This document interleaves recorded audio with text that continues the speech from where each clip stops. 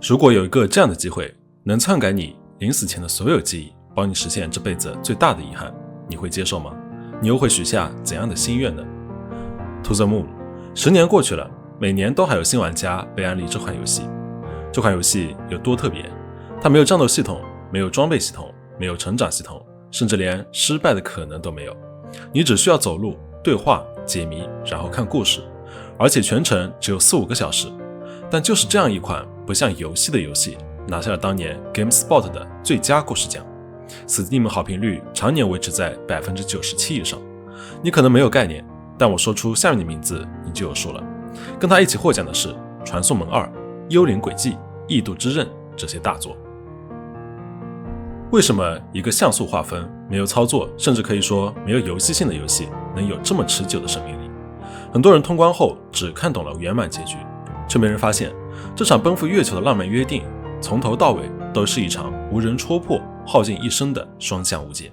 就好像持重的木鼓一下一下敲击你的心灵，温柔而刺骨。今天我们严格按照游戏原版流程拆解这段藏在像素里的极致虐恋，看懂游戏里 Johnny 与 River 跨越一生无人知晓的遗憾。在这个世界上，有一家名为西格蒙德的特殊公司，他们不治病救人，不治愈病痛，只提供一项独一无二的服务，为濒死之人修改记忆，完成遗愿。他们可以穿梭回溯人的毕生记忆，重新编织完整的人生轨迹，让心怀遗憾的临终者在最后的梦境里得偿所愿，不留遗憾地离开人世。而这项特殊服务仅对生命垂危的濒死者开放。故事的开端，西格蒙德公司的2位王牌医生，理性冷静的女医生伊娃和随性洒脱的男医生尼尔接到了一单特殊委托。他们驱车来到一座面朝大海、矗立在悬崖边的独栋小屋，这里住着已是垂暮之年、病痛缠身的老人 Johnny， 而 Johnny 的妻子 River 早已在前几年离世，长眠在小屋旁的灯塔之下。这座陪伴2人一生的灯塔名叫安雅。负责照料他起居的看护莉莉接待了2位医生。此时 Johnny 的时日无多，而他穷尽一生无人能解的终极遗愿只有简单的5个字：我想去月球。没有理由，没有铺垫，他一生与航天毫无交集，从未研究过星空，也没有登月的梦想，可去月球3个字成了他刻在骨子里的执念。为了查清这份执念的源头，帮老人完成最后的心愿，伊娃和尼尔正式开启了记忆回溯，从 Johnny 的晚年开始，一步步逆向探寻他的整个人生。回溯到 Johnny 的晚年时光，此时的 River 因为身患重疾已经无法下床，在他的床头始终摆放着一只破旧不堪、年代久远的鸭嘴兽玩偶，这是他珍藏了一辈子、视若珍宝的唯一物件。他说：你知道什么能让我幸福吗 Johnny？ 即使身患重疾， River 依然希望 Johnny 能够用仅剩的钱在悬崖边上建起他俩的房子，即使这个房子他再也没有机会居住。整栋房子里堆满了上百只手工折叠的纸兔子，密密麻麻铺满角落，全都是 River 穷尽半生一点点折出来的。这些无处不在的纸兔子对出来的医生来说甚至显得有些诡异。他将一只黄蓝相间的纸兔子塞到了 Johnny 的手中，并追问：告诉我它是什么？而对 Johnny 来说，这是他无数只纸兔子中唯一涂了颜色的折纸兔子而已，并没有任何意义。River 的心里有一堵墙，即使 Johnny 拼了命把这架沉重的钢琴抬到 River 的卧室，亲自为他编写这首名为 For River 的曲子，却也无法把曲调真正的弹进他的心里。时间线继续往前推移，此时 River 身体日渐虚弱，病痛不断折磨着他，越是临近生命终点， River 折纸兔子的速度就越快，仿佛在拼命完成某件未完成的事，急切又执着。更让 Johnny 困惑的是，相守多年一直留着温柔长发的 River 突然剪掉了留了一辈子长发，剪成了利落的短发，模样像个小男孩。面对 Johnny 的疑惑与追问， River 始终沉默不语，只是静静地看着他，眼神里藏着期待、失落与无奈，仿佛在苦苦等待着一个永远等不到的答案。Johnny 始终无法读懂妻子的反常与沉默，他深爱 River， 悉心照料病重的他，却始终走不进他的内心，看不懂他的执念与隐忍。记忆继续回溯，来到2人最幸福的高光时刻，他们的婚礼。这场婚礼没有盛大的排场，简简单单地举办在安雅灯塔之下。所有人都为这场婚礼祝福，可没人留意到婚礼的细节里藏着 River 独有的浪漫与执念。他身着一袭温柔的黄色婚纱，搭配蓝色丝缎与配饰，黄与蓝的配色，这是 River 给 Johnny 的专属暗号。再往前回溯一点，他俩身着新装， River 看着路边被路过的车子碾死的兔子，阵阵出神而又伤心，乃至于都快赶不上他俩婚礼的时辰。这只死去的兔子似乎在诉说着一个隐秘的伏笔，暗示着这场看似美好的爱情从一开始就藏着不为人知的错位与遗憾。时间回到高中校园，这是 Johnny 的认知里他与 River 故事的起点。校园里的 River 是所有人眼中孤僻怪异的异类，我们才知道他天生患有阿斯伯格综合征，这是一种无法正常表达情绪、极度孤僻的病症。他只是静静地在角落看书，不与人交谈，不参与合群，身边没有任何朋友。可偏偏这样清冷孤僻的 River 吸引了 Johnny 的注意。面对朋友的疑惑， Johnny 坦然说出了自己的心意，因为他很特别，跟他在一起，我也会变得特别。出于这份独特的好感， Johnny 主动靠近孤独的 River， 小心翼翼地靠近他。而出乎 Johnny 意料的是， River 虽然冷淡，却爽快地答应了他的邀约。在 Johnny 的记忆里，这是一场始于高中顺其自然的一见钟情，但此时两位医生已经隐隐察觉，这段看似纯粹的校园恋爱背后藏着更多的秘密。就在伊娃和尼尔准备继续回溯探寻更早童年记忆时，一道坚硬无比的记忆屏障死死挡住了所有的线索。而仅靠目前仅有的记忆碎片，伊娃和尼尔无论怎么改写记忆，都无法让 Johnny 升起前往月球的强烈愿望和动力。有一个更深层的执念或是羁绊牢牢困住了他。这不是仅靠一场宇航员的宣讲课之类的记忆篡改就可以破除的，只有继续寻找记忆的连接点，打破屏障，进行回溯，才有可能完成委托。退出回溯后，两人才知道，这不是自然遗忘的模糊记忆，而是药物人为清除的完整记忆断层。机构并没有把完整的病例告诉伊娃两人。Johnny 幼年曾服用过强效贝塔受体阻滞剂，这种药物专门用于治疗重度创伤后的应激障碍，代价是会抹除一整段时期的记忆。而造成这场毁灭性创伤的根源，正是 Johnny 双胞胎弟弟乔伊的离世。童年时，母亲倒车不慎失手，意外夺走了乔伊幼小的生命。这场突如其来的惨剧彻底击碎了整个家庭，也让年幼 Johnny 陷入了崩溃。家人为了让他摆脱痛苦，逃离阴影，强行让他服用了药物，抹去了他关于这场车祸、关于弟弟离世期间的所有记忆。眼睁睁看着曾朝夕相伴的至亲离世，创伤的记忆可以被药物强行删除，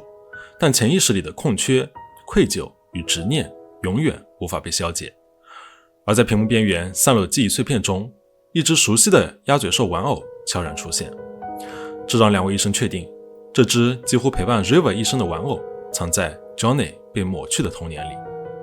两位医生合力打破记忆屏障，终于解锁了所有谜团的源头，看见了那段被掩埋一生的童年过往。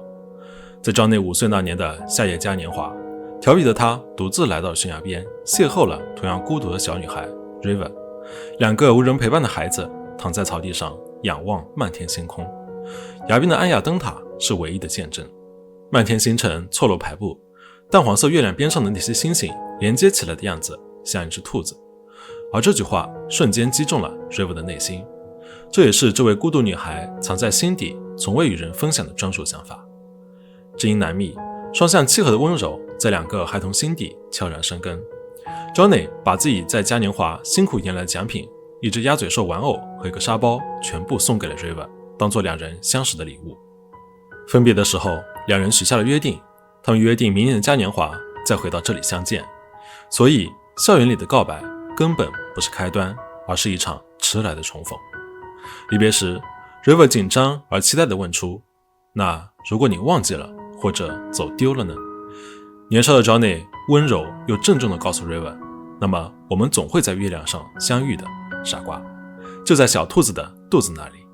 River 静静地注视着星空，把这句话这个约定牢牢刻进了心底，坚守了一辈子。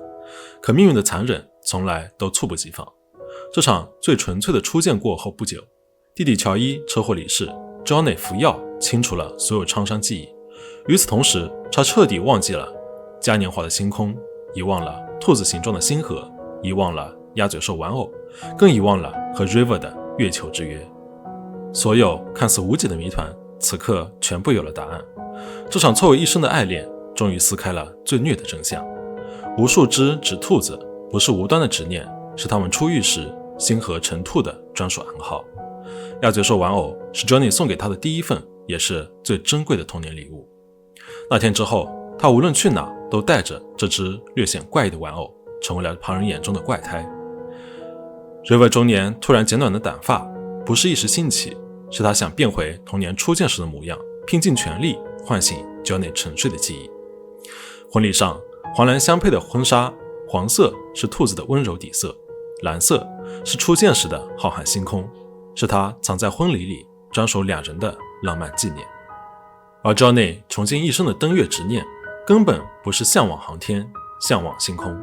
是他被抹去的记忆里那场从未兑现的月球重逢之约，在潜意识里不停地呼唤着他。从重逢的那一刻起， River 就一眼认出了 Johnny。 可他没有戳破真相，没有主动提及过往，只是默默陪在他的身边，用尽一生的时间折纸、暗示、等待，